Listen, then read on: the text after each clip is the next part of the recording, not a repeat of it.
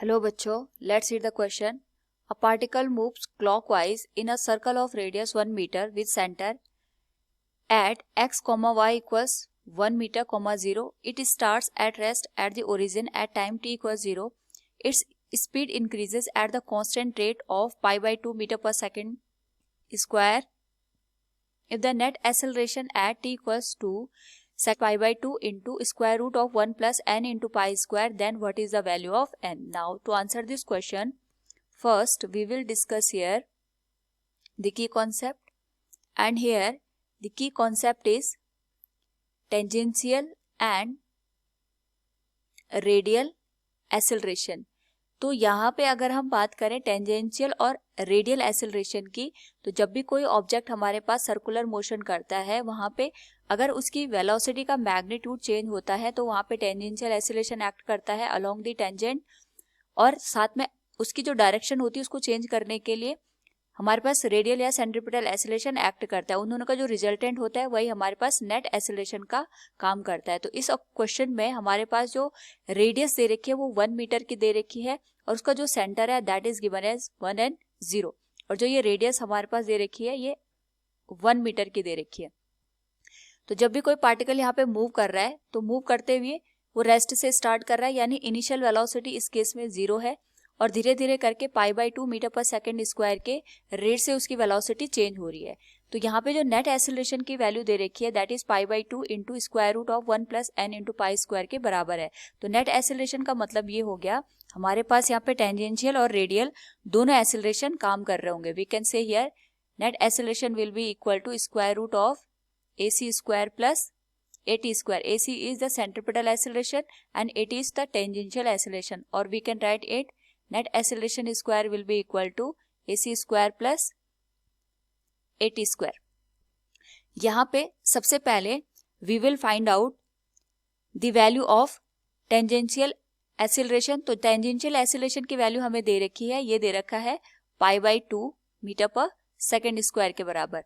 Now हमें यहाँ पे सेंट्रीपिटल एक्सेलरेशन की वैल्यू निकालनी है. सो सेंट्रीपिटल एक्सेलरेशन, और सेंट्रीपिटल एक्सेलरेशन की जो वैल्यू होती है it is given as AC equals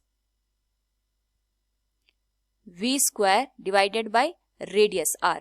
तो सबसे पहले हमें यहाँ पे t इक्वल्स 2 सेकेंड पे v की वैल्यू निकालनी पड़ेगी so that we can find out the centripetal acceleration. तो u हमारे पास 0 है, v की वैल्यू हमें यहाँ पे फाइंड आउट करनी है, और जो हमारे पास in this particular case that is tangential acceleration जिसकी वजह से हमारे पास यहाँ पे वेलोसिटी का मैग्नीट्यूड चेंज हो रहा है it is pi by 2 metre per second square. So हम यहाँ पे first equation of motion apply करेंगे and we can use here first equation of motion that is v equals u plus AT. तो यहाँ पे u 0 हो जाएगा, ए की जो वैल्यू है it will be pi by 2 into time की जो वैल्यू है ये 2 के बराबर आ जाएगी. So v will be pi metre per second. Now यहाँ पे अगर हम AC की वैल्यू फाइंड आउट करेंगे तो it will B v square by r, और हमारे पास यहाँ पे जो v की वैल्यू है it is pi square. r की जो वैल्यू है रेडियस 1 मीटर है तो 1 हम यहाँ पे रेडियस ले लेंगे. तो AC की जो वैल्यू आएगी it will be pi square metre per second square. Now यहाँ पे जो नेट एक्सेलरेशन हमारे पास दे रखा था अगर हम उसमें वैल्यू पुट कर दें तो जो हमारे पास एक्सप्रेशन निकल के आएगा it will be AT square plus AC square.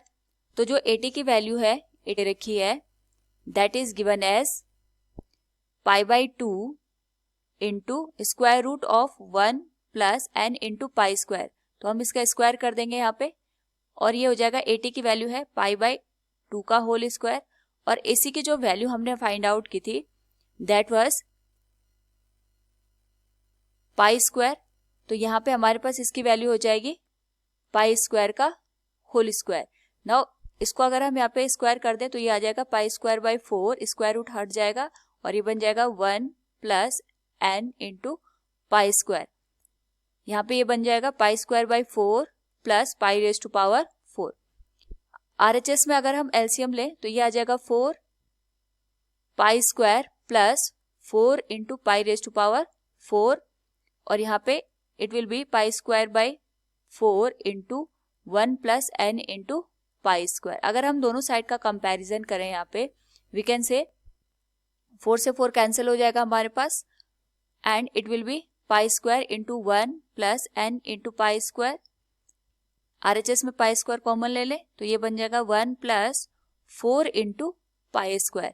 तो यहाँ से हम देखते हैं जो n की वैल्यू निकल के आई है आफ्टर द कंपैरिजन, ये 4 के बराबर निकल के आई है। So from the given question we can say what is the value of n, और ये वैल्यू हमारे पास निकल के आ गई 4 के बराबर। Hope all you understood it. Thank you and best of luck.